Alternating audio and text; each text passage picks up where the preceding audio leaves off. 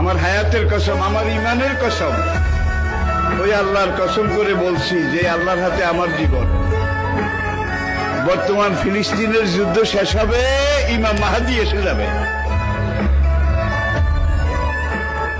ইমাম মাহাদি আসার 9 বছর পরে, ইমাম মাহাদি আসার 9 বছর পরে ঈসা আলাইহিস সালাম আসবেন।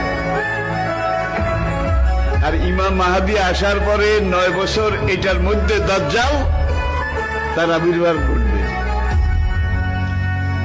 এমন সময় আমি আপনাদের সাথে কথা বলছি, হাদিসের ভাষ্য অনুযায়ী মনে করেন দাজ্জাল আপনার বাড়ির দরজায় এসে দাঁড়িয়েছে। এমন সময় আমি আপনাদের সামনে কথাগুলো বলছি, যেই সময় মনে করেন ইমাম মাহাদি আপনার ঘরের সামনে এসে দুয়ারে কড়া নাড়তেছে।